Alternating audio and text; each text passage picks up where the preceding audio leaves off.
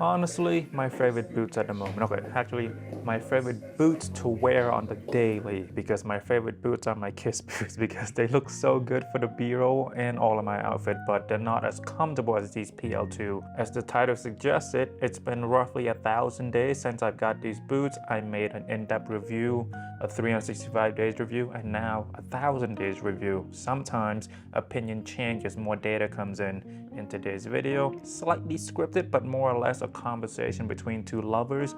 I want to tell you what I've learned from owning these boots, what I like and dislike about it, how I feel about them, have my opinion changed, do I still recommend buying these, what do I do to take care of them, how do I wear them, and everything in between those talking points.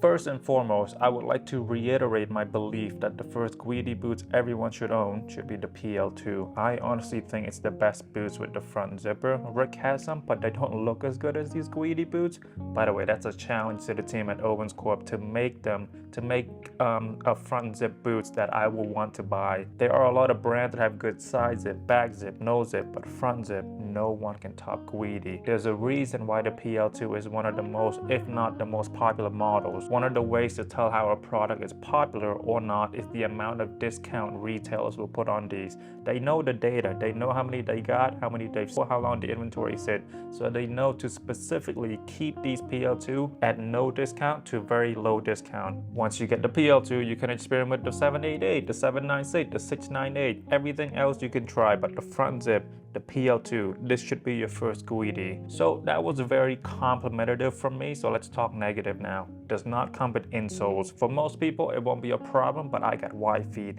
so there's spillage when I wear them and it's not comfortable at all. I had to get my own insole to even out my feet. I got these Doc Martens. They're so comfortable, yet they don't take up too much space. However, that's an extra $10 to $15, so account for that when you buy these PL2. So you might be asking, with the added insole, would that throw the sizing on these off? Surprisingly, no. I am a true 43. I always get 43. These are 43. Even with the added insole, still have space in the boots for my feet to wiggle a bit. I am not a masochist. I enjoy a little breathing room. I enjoy a bit of room for my feet to move around. I want to enjoy wearing my boots and not be in pain all the time. You will hear from people that talk about, oh, it's leather, it stretches, go half a size or 1 full size down. Oh, these are designer, go half or 1 full size down. Do not listen to those people. Go true to size. If anything, go half a size up. It is easier to compensate for boots that are too big.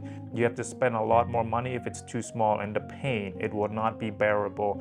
Let's say you go half a size too big. Wear extra socks, put extra insole. They will make them fit right and provide you with more comfort. If I could go back in time, I might honestly get these in the 43.5 so I can double up on the insoles and get even more comfort. You know, flat feet and wide feet, this is not the best combo for wearing boots. And now, let's talk comfort. These are one of my most comfortable boots. Many design features attribute to these boots being so comfortable. The thick midsole, the proper height of the heel, the leather bed, the extra insole I put in.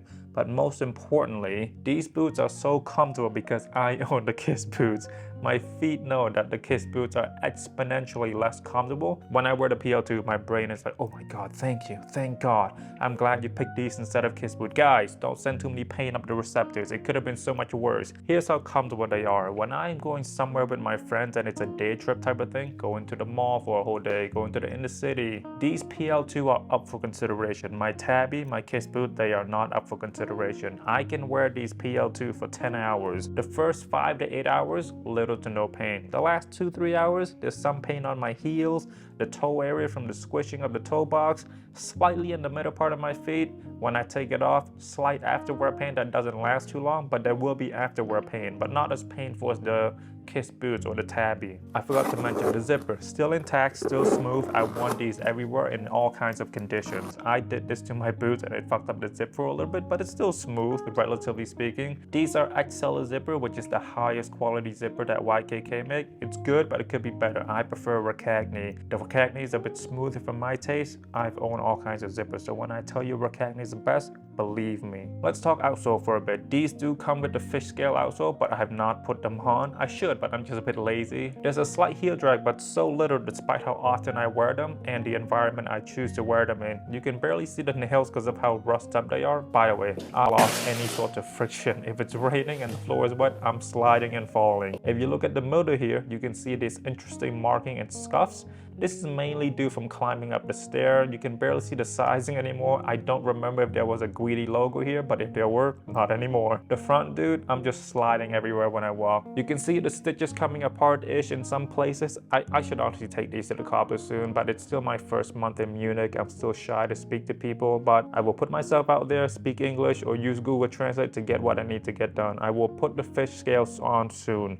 The toe box was never a big problem to begin with, but they have softened up even more, so less pain in the toe box, which is always great. You can see some scuffs and marking because the boots are quite big and some stair are small, so the front hit the concrete here and there. The toe box is on the bigger sides, which is nice for someone with wide feet like me. These are not as intimidating as these boots, which has a more cowboy front. Let's talk leather now. They have held up so nice. Yes, of course, there's marking and scuffs and scarring, blah blah blah blah blah, but that's part of the experience of owning boots. I've never applied any leather protector or helper or whatever. I like how matte these boots look. For comparison, look at these boots with the more oily horse leather. They're both great in my opinion. One isn't better than the other. Well, yes, it's matte leather, but still shine in natural lighting. Some people may think that it looks dull when it's matte, but I like the look. And if you don't, apply some leather protector and whatnot to just, get it more shiny. The stacking is decent, but not the greatest. The front zipper impede the progress of the stacking. I'm very happy with the leather still being this beautiful after 1,000 days. Other owners probably take care of their boots better than me, but I'm okay with how my boots look. With the midsole, I don't believe we've lost any leather or the stack leather, not as prominent as they once were. Hopefully you know what I mean. They held up very nicely. You can see some scuffs and leather breaking off from wear and tear, of course, that's normal, but I'm very happy at the state of these midsoles after 1,000 days. The smell of the horse leather. If you own any horse leather product, you know what I mean. It's still here. I just love that there's a unique smell to horse leather. The smell of lamb and calf isn't that strong, but this horse, it's so much stronger. One of my concerns was the zipper being broken, the midsoles and outsole falling apart. Very happy to see that they all held up very nicely after 1,000 days, after 3 years. So yes, you should absolutely get a pair of Guidi PL2 if you have the money for it. 3 years later, they're still great. 3 years later, I'm still excited to wear it, to talk about it, to put in the time to script a video and edit. That's a big compliment because that's commitment. But I really do love these boots. They've served me well and will continue to serve me. As I get more boots in my collection, I still reach for these here and there because I love it. Not my first choice when it comes to styling, but it's top 3 when it comes to everyday wears. The CCP are also good for everyday wears. Guidi PL2, please go out and buy it. You will love it. My DM is open. I will help as much as I can. I truly think everyone who loves boots should experience these PL2. I will see you when it's 5,000 days later. Goodbye.